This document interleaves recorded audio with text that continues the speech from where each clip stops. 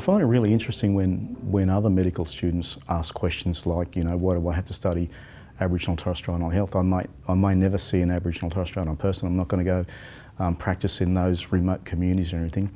But in actual fact, they're going to see Aboriginal and Torres Strait Islander patients at some stage, whether they're in North Shore in Sydney or whether they're in Redfern. And they need to be prepared for that the same way they're prepared to study cardiology. So they're not going to go and be a cardiology specialist necessarily.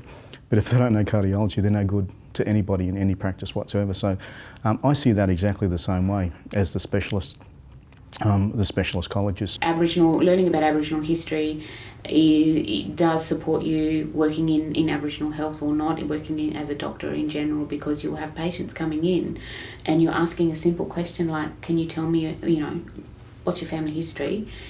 Someone who's been a part of the stolen generation may not necessarily know what their family history is. So having that understanding is important. And how then do you ask that question of a patient?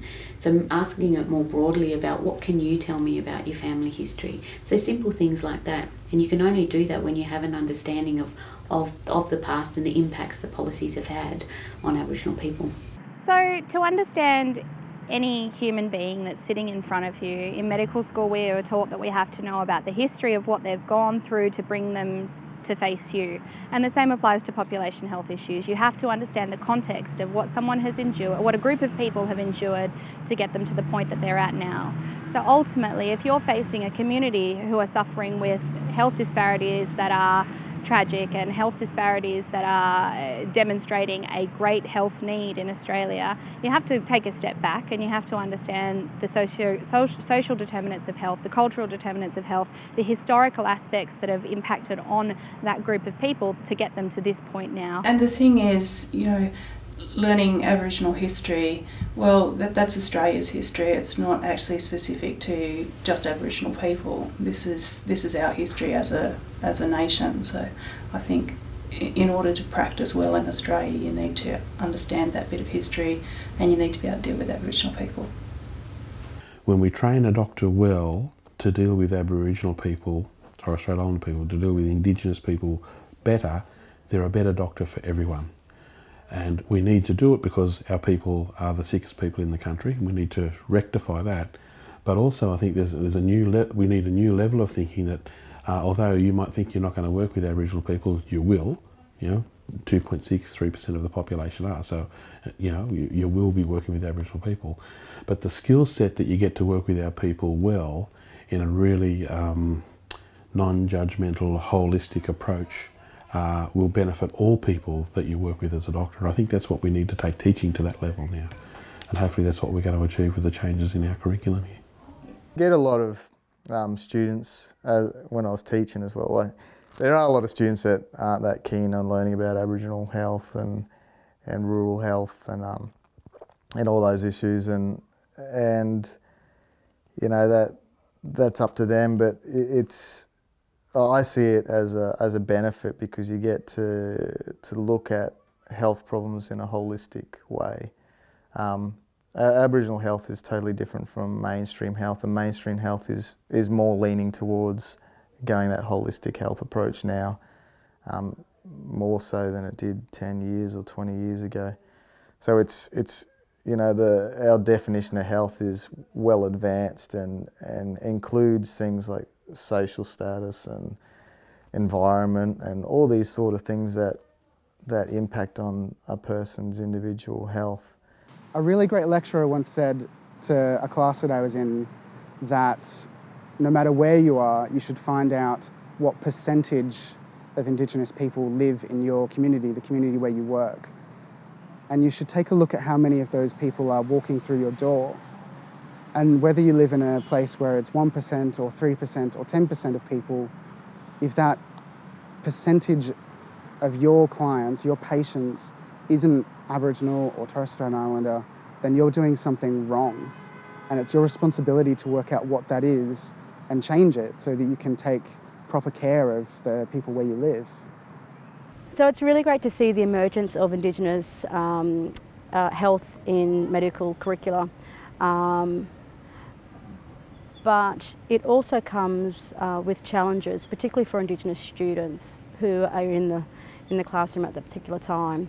And working in an Aboriginal and Torres Strait Islander Studies unit, we are often supporting Indigenous students navigating Indigenous content in their courses, whether it's in the health sciences or other faculties.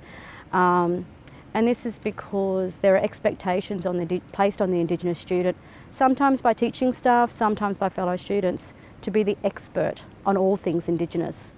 And I often say to students that you have a right to be a student and not to refuse to be the cultural educator, and not think that if you cannot answer those questions that are placed upon you that you are somehow not really Indigenous or less Indigenous because you can't answer that. I think, I'm not going to work in a rural area, so why do I need to know about Aboriginal people? I think, again, that's another stereotype. The majority of our people live in urban and regional areas, not remote and necessarily rural areas. And I think some people are confused about that kind of thing. So, more Aboriginal people live in New South Wales than any other state, but the percentage of Aboriginal people in the Northern Territory is higher as a percentage. So there's those kinds of things.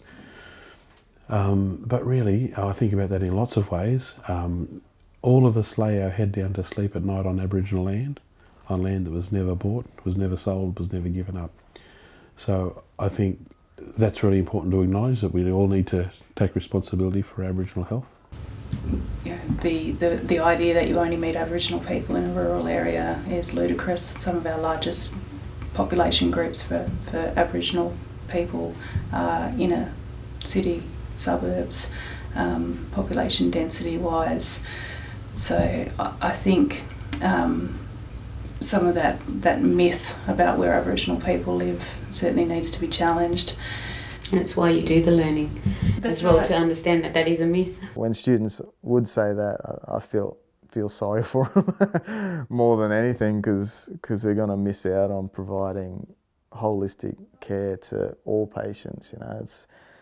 It's like, if you're in a city area and a whole lot of people coming in with gastroenteritis, just treating them with fluids or whatever isn't going to solve the problem. You have to, or do they all go to the same work, or do they all eat from the same place? You have to use all these other mechanisms that have been utilised by Aboriginal people for thousands and thousands of years. So it's important to keep that in mind. So I usually just tell them that they do need to know it. It'll make them better doctors if they know, especially practicing in Australia, because this is the history. The majority of the history of Australia is when Aboriginal people ran this place, not the 250 years or so that white fellas have been here. So, yeah. There is no way that a 11-year gap in mortality is purely the expression of a set of genes that are only found in Indigenous people, for example, or a bug that is only grown in Aboriginal or Torres Strait Islander people. It is a multifactorial issue, and it is only through understanding the complexities and the challenges and the trauma that exists across many generations that we can help Aboriginal and Torres Strait Islander people. I'm not going to study cardiology. I'm not going to work with women, so I don't want to do obstetrics and gynecology. It's part of your learning. It's part of what makes you a good doctor in the end. And we know that Aboriginal health is complex, and if you can do Aboriginal health well, you can do medicine well, full stop. So, if you want to be good at primary healthcare, general practice, respiratory, you still have to know all the other things as well. Aboriginal and Torres Strait Islander health is the same as cardiology, respiratory medicine, and anything else. It's a clinical subject, and you need to understand that before you get out of college, or you'll be a less efficient clinician. It's about being able to engage with your patients, really, and you've got to have the background to ask the right questions. So you need that history to put you in the context in the appointment.